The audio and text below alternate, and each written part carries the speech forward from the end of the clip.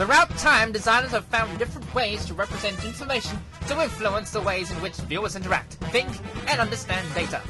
There are many different ways of projecting data, however, none have been more effective than the principle of the 5-hat rack. This design principle asserts that there are a limited number of organizational strategies regardless of specific applications, which means that the data is arranged by 5 main factors, also known as latch. Latch is location, alphabetical, time, category, and hierarchy, also known as continuum. Let's start with alphabetical.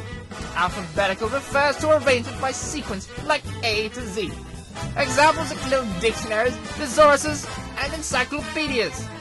This method of organization is most effective when information is either non-linear, specific, or when there are no other strategies appropriate.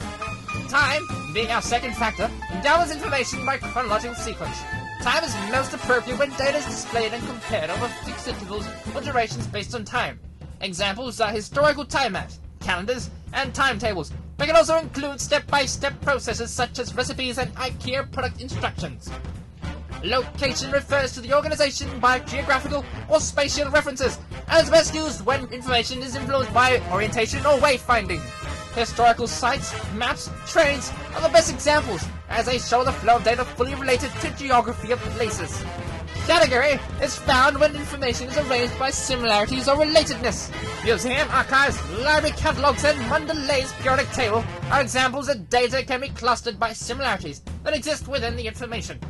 This design is most effective when viewers naturally seek information by category. Finally, hierarchy is defined by magnitude such as highest to lowest and best to worst. Examples include subject types like trees and animal taxonomy charts, where information can be compared by common measures. These are the factors for the 5 hat racks. But how can it be converged together to organize information? This is easier than you think. For example, one day you decide to go to the supermarket. Hierarchy and product list allows you to track down the products, which are usually arranged by alphabetical order. This would help you to pinpoint its location within the store. When you get to the store's category, determines varieties, flavors, and brands, which can influence you to purchase certain products, and time is shown through the use-by dates.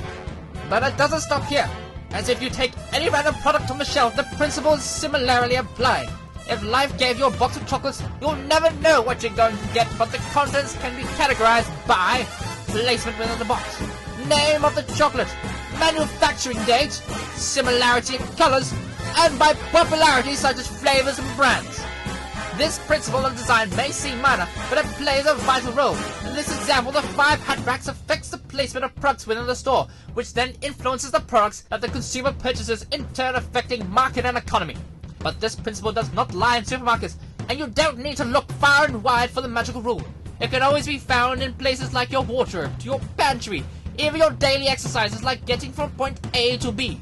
The 5 hat racks are a powerful and fundamental design principle which affects the organization of information, which in turn influences the viewer and the way in which they understand and interact with information.